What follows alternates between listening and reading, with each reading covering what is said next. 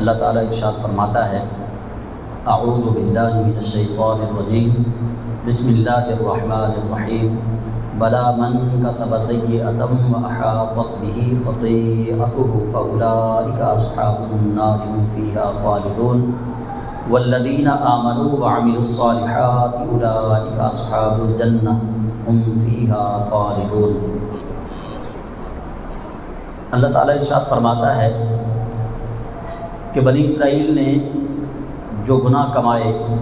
رب فرماتا ہے بلا من کسب سیئہ، کیوں نہیں جو انہوں نے گناہ کمایا، من کسب سیئہ، جو گناہ کمایا انہوں نے،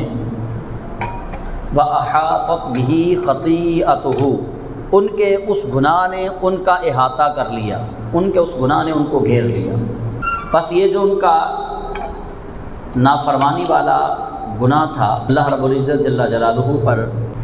جو تہمت والا گناہ تھا، تہمت کیا تھی؟ وہ مالک لم یزل کے بارے میں کہتے تھے کہ ہم سے اللہ نے وعدہ کیا ہے کہ ہمیں وہ دائمی عذاب نہیں دے گا، اللہ ہماری پکڑ نہیں فرمائے گا۔ اس طرح کی کئی توجیحات وہ اپنی طرف سے پیش کرتے تھے۔ خیر، ان کی بداعمالی جب حد سے گزر گئی تو اللہ رب العزت جل جلالہ فرماتا ہے کہ اللہ کو پتہ تو ہے تم نے جو کیا ہے، اور اب جو تم نے گناہ کما لیا۔ اور بعض مفسرین نے یہاں پہ ان کے اس گناہ سے مراد شرک والا گناہ لیا ہے کہ اللہ کریم اب ان سے دائمی طور پر ناراض ہوا۔ انہوں نے جب شرک کیا اور باز نہ آئے تو اللہ کریم دائمی طور پر ان سے ناراض ہوا، تو رب نے فرمایا بلا من کسب سیئۃ واحاطت بہ خطیئتہ، کیوں نہیں تم نے جو برا فعل کیا ہے، تم نے جو گناہ کیا ہے، تمہارے اس گناہ نے، اس خطا نے تمہیں گھیر لیا ہے۔ فاولئک اصحاب النار هم فیہا خالدون، بس اس گناہ کے سبب تم ہمیشہ ہمیشہ جہنم والے بن گئے۔ فاولئک اصحاب النار، پس یہ اصحاب نار بن گئے، جہنم والے بن گئے، ہم فیہا خالدون، اور وہ اس جہنم میں ہمیشہ ہمیشہ رہیں گے۔ والذین آمنوا وعملوا الصالحات، لیکن وہ لوگ جو ایمان لائے اور اعمال صالحہ انہوں نے کیے، اولئک اصحاب الجنہ، یہ جنت والے ہیں، ہم فیہا خالدون، یہ ہمیشہ ہمیشہ جنت میں رہیں گے۔ رب ذوالجلال نے بنی اسرائیل کے دو گروہوں کا ذکر ان دو آیات میں فرما دیا۔ پہلی آیت میں اللہ تعالیٰ فرماتا ہے کہ جو ان میں سے مشرکین تھے، انہوں نے ایسی خطا کی کہ ان کی خطا نے ان کو گھیر لیا، اللہ ان سے ناراض ہو گیا۔ اور فرمایا جب اللہ ناراض ہوتا ہے تو پھر دنیا کی کوئی طاقت اللہ رب العزت کو دھکے سے، اللہ کو زبردستی منا تو نہیں سکتی، اللہ کی اپنی مرضی ہے کہ اللہ کریم مان جائے۔ تو رب تعالیٰ جل جلالہ فرماتا ہے ان کی وہ خطا اتنی بڑی تھی کہ فاولئک اصحاب النار، ہم نے انہیں اصحاب نار بنا دیا، جہنم والے بنا دیا، ہم فیہا خالدون، اب وہ ہمیشہ ہمیشہ اس گناہ کے سبب جہنم میں رہیں گے۔ اس سے مراد بعض مفسرین نے یہ لیا کہ جو بندہ نافرمانی کرتا ہوا دنیا سے چلا جائے اور وہ توبہ کیے بغیر مر گیا۔ اب توجہ سے آپ نے مسئلہ سننا ہے۔ کچھ علماء نے، معتزلہ جو ہیں ان کے نزدیک یہ ہے، معتزلہ کہتے ہیں کہ جو بندہ مومن تو تھا لیکن وہ گناہ کرتا تھا، مثال کے طور پہ وہ سودی کاروبار کرتا تھا لیکن مومن تھا، اسے معلوم تھا کہ سود کا کام حرام ہے لیکن وہ کرتا رہا زندگی میں۔ شراب، اس کو پتہ تھا کہ شراب فعل حرام ہے، شراب پینا بیچنا یہ فعل حرام ہے، لیکن وہ پیتا بھی رہا، بیچتا بھی رہا، ایسے ہی دیگر برائیوں میں وہ شامل رہا۔ اسے معلوم تھا کہ فلاں فلاں کام جو ہیں یہ گناہ کے کام ہیں، لیکن وہ مرنے سے پہلے توبہ نہ کر سکا۔ کلمہ پڑھتا تھا،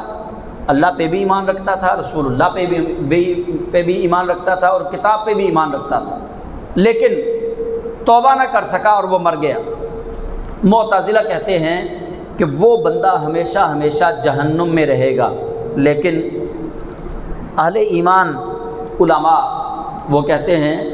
کہ اللہ کریم جل جلالہ ہر اس بندے کی بخشش فرمائے گا ہر اس بندے کو بخش دے گا جس نے شرک نہیں کیا ہوگا۔ اللہ کا خود اعلان ہے قرآن میں، ان اللہ لا یغفر ان یشرک بہ ویغفر ما دون ذلک لمن یشاء، اللہ صرف مشرک کو نہیں بخشے گا، باقی سب کو اللہ کریم بخش دے گا۔ تو اہل ایمان علماء نے کہا کہ اگر کوئی بندہ مومن بغیر توبہ کے مر جائے، اللہ کریم جل جلالہ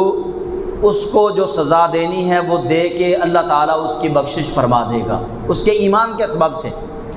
کیونکہ گناہ کا کام کرنے سے ایمان سلب نہیں ہوتا جب تک بندہ ضروریات دین کا انکار نہ کر دے۔ گناہ کرنے سے ایمان سلب نہیں ہوتا، البتہ روحانیت زائل ہو جاتی ہے، ایمانی درجات اور مراتب وہ کم ہو جاتے ہیں، لیکن گناہ کرنے سے ایک بندہ گناہ کرتا ہے وہ کہتا ہے شراب حلال ہے، ایک بندہ شراب پیتا ہے لیکن وہ کہتا ہے شراب ہے حرام، برا فعل ہے، اللہ نے منع کیا ہے، یہ اللہ کے عذاب کا موجب ہے، لیکن مجھے لت پڑ گئی ہے، مجھے عادت بن گئی ہے، میں اس کو پیتا تو ہوں لیکن میں اس سے کراہت بھی کرتا ہوں، یہ ہے حرام۔ اب دونوں میں فرق ہے، ایک شخص شراب کو حلال سمجھ کے پی رہا ہے کہ یہ حلال ہے میں پیتا ہوں، ایک شخص اس کو حرام سمجھ کے پی رہا ہے۔ اب جو حلال سمجھ کے پی رہا ہے وہ اللہ کی حد کو توڑ رہا ہے، جو شراب کو حلال کہتا ہے وہ اللہ کی حد کو توڑ رہا ہے، اللہ نے اس کو حرام کیا، رسول اللہ نے اس کو حرام کیا، اور وہ کہتا ہے میں اس کو حلال سمجھتا ہوں۔ اب گویا اس نے اللہ اور اس کے رسول کی بنائی ہوئی حد کو توڑ دیا، اب اس بندے کی بخشش نہیں ہے، کیونکہ اس نے ضروریات دین میں سے ایک ضرورت کا انکار کر دیا ہے۔ اور دوسرا بندہ شراب پیتا ہے لیکن وہ شراب کو حرام سمجھتا ہے، شراب پیتا تو ہے لیکن وہ شراب سے کراہت بھی محسوس کیتا ہے، وہ شراب پیتا تو ہے لیکن اپنے اس فعل کے اوپر وہ شرمندہ بھی ہے۔ اس بندے کے لیے حکم شریعت کا کچھ اور ہے، ایسا بندہ گناہ گار تو ہے لیکن اس کی بخشش ہو جائے گی، کیونکہ وہ فعل بد کر تو رہا ہے لیکن وہ اس کو جائز سمجھ کے نہیں کر رہا، اس کو حرام سمجھ کے کر رہا ہے۔ تو اس سے معتزلہ کا یہ اعتراض دور ہو گیا۔ اور پھر علماء نے جو اس کی تفسیر کی وہ کہتے ہیں یہاں پہ اس کی جو برائی ہے نا، جس برائی کے سبب وہ ہمیشہ ہمیشہ جہنم میں رہے گا، جس برائی کے سبب اللہ اس کی کبھی بخشش نہیں فرمائے گا، وہ برائی ہے شرک والی، شرک اللہ کریم کبھی معاف نہیں فرمائے گا۔ اور اس طرح تو دوسری آیت کے اندر اللہ فرما رہا ہے والذین آمنوا وعملوا الصالحات اولئک اصحاب الجنۃ هم فیہا خالدون۔ یہاں پہ معتزلہ کو ایک بہت بڑا ان کو یہاں پہ وہم ہوا۔ معتزلہ کہتے ہیں کہ اچھے عمل کوئی بھی کرے وہ جنت میں چلا جائے گا، وہ کہتے ہیں اچھے عمل کوئی بھی کرے، جو بھی نیک عمل کرے گا وہ جنت میں چلا جائے گا، لیکن اللہ کریم جل جلالہ نے یہاں پہ شرط عائد کی ہے والذین آمنوا وعملوا الصالحات، وہ جو ایمان لائے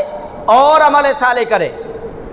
نجات کے لیے دو چیزوں کا ہونا ضروری ہے، یہ بات یاد رکھ لیں، نجات کے لیے دو چیزوں کا ہونا ازحد ضروری ہے، سب سے پہلے ایمان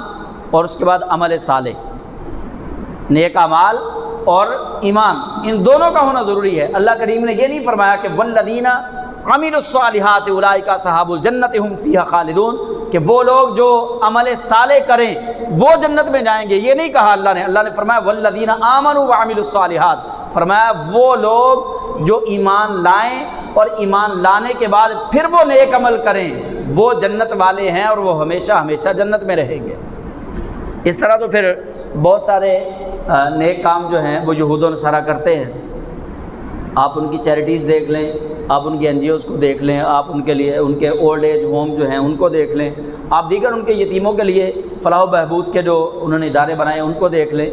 تو وہ دیکھ کے تو انسان کہتا ہے جی ان سے اچھا عمل کرنے والا کوئی نہیں۔ یہ نبی پاک صاحب الولاق صلی اللہ علیہ وسلم سے صحابہ نے سوال کیا تھا یا رسول اللہ نیک بندے کے لیے تو آخرت میں اجر ہے کہ بندہ ایماندار ہے، نیک عمل کیے، دنیا سے چلا گیا، اللہ اس کو جنت عطا کرے گا، کافر کے لیے کیا ہے؟ کافر بھی تو نیک عمل کرتے ہیں، وہ بھی تو اچھے اعمال دنیا میں کرتے ہیں، اس کے لیے کیا ہے؟ رسول اللہ صلی اللہ علیہ وسلم کے فرمان کا مفہوم ہے، آپ نے فرمایا اللہ کافر کو دنیا میں ہی اس کا اجر عطا فرما دیتا ہے، دنیا کے اندر اس کو زیادہ دے دیا جاتا ہے، دنیا میں اس کو اس کا اجر اللہ تعالیٰ عطا فرما دیتا ہے۔